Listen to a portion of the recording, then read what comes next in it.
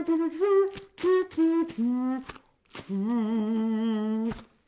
right, Tuesday night, here we go. I'm back with Nate being crazy again.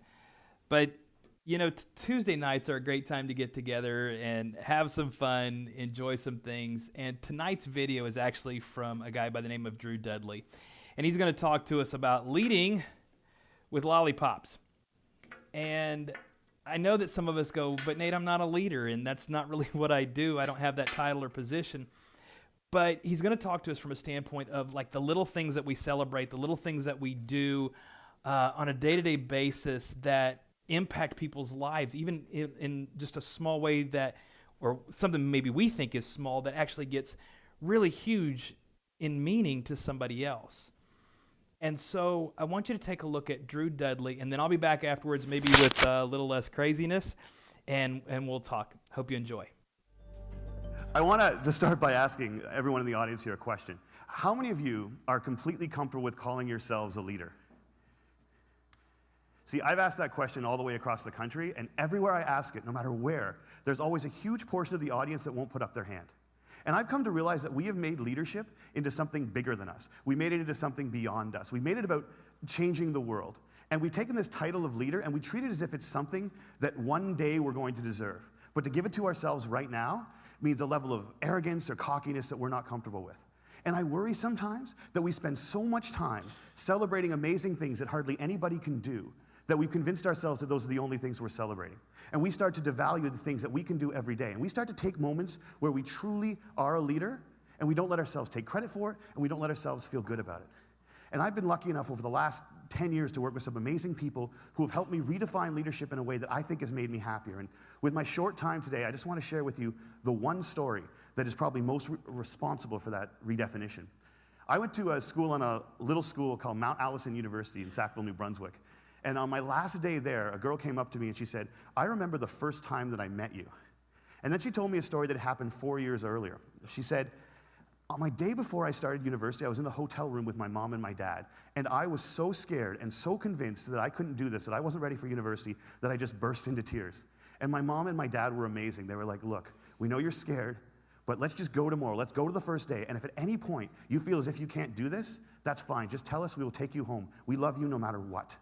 And she said, so I went the next day, and I was standing in line getting ready for registration, and I looked around, and I just knew I couldn't do it. I knew I wasn't ready. I knew I had to quit. And she says, I made that decision, and as soon as I made it, there was this incredible feeling of peace that came over me. And I turned to my mom and my dad to tell them that we needed to go home. And just at that moment, you came out of the Student Union building wearing the stupidest hat I have ever seen in my life. It was awesome. And you had a big sign promoting Shinorama, which is Students Fighting Cystic Fibrosis, a charity I've worked with for years. And you had a bucket full of lollipops. And you were walking along, and you were handing the lollipops out to people in line and talking about Shinorama. And all of a sudden, you got to me, and you just stopped, and you stared. It was creepy. This girl right here knows exactly what I'm talking about. And then you looked at the guy next to me, and you smiled, and you reached in your bucket, you pulled out a lollipop, and you held it out to him. And you said, "You need to give a lollipop to the beautiful woman standing next to you." And she said, "I have never seen anyone get more embarrassed faster in my life." He turned beet red, and he wouldn't even look at me. He just kind of held the lollipop out like this. And I felt so bad for this dude that I took the lollipop. And as soon as I did, you got this incredibly severe look on your face, and you looked at my mom and my dad, and you said, "Look at that. Look at that. First day away from home, and already she's taking candy from a stranger." And she said everybody lost it. 20 feet in every direction, everyone started to howl. And I know this is cheesy, and I don't know why I'm telling you this. But in that moment when everyone was laughing, I knew that I shouldn't quit. I knew that I was where I was supposed to be, and I knew that I was home. And I haven't spoken to you once in the 4 years since that day, but I heard that you were leaving. And I had to come up and tell you that you've been an incredibly important person in my life, and I'm going to miss you. Good luck. And she walks away, and I'm flattened. And she gets about 6 feet away, she turns around and smiles and goes, "You should probably know this too. I'm still dating that guy 4 years later." A year and a half after I moved to Toronto, I got an invitation to their wedding. Here's the kicker. I don't remember that. I have no recollection of that moment, and I've searched my memory banks because that is funny, and I should remember doing it, and I don't remember it. And that was such an eye-opening, transformative moment for me to think that maybe the biggest impact I'd ever had on anyone's life, a moment that had a woman walk up to a stranger 4 years later and say, "You've been an incredibly important person in my life," was a moment that I didn't even remember. How many of you guys have a lollipop moment, a moment where someone said something or did something that you feel fundamentally made your life better? All right. How many of you have told that person they did it? See, why not? We celebrate birthdays where all you have to do is not die for 365 days.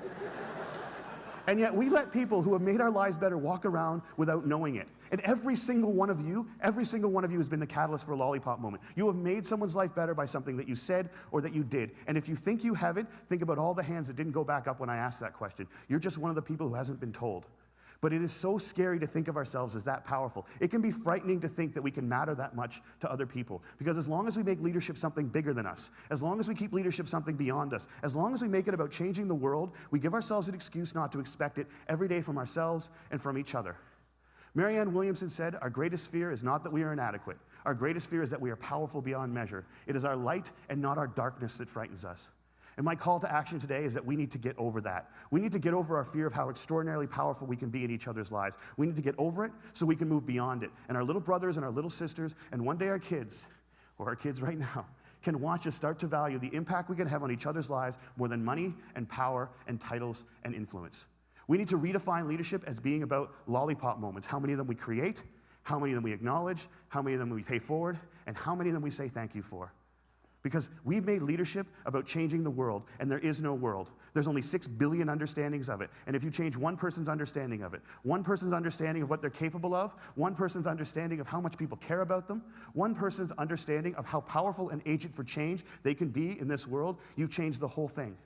And if we can understand leadership like that, I think if we can redefine leadership like that, I think we can change everything. And it's a simple idea, but I don't think it's a small one. And I want to thank you all so much for letting me share it with you today. Having a great day at TED. I'll see you later.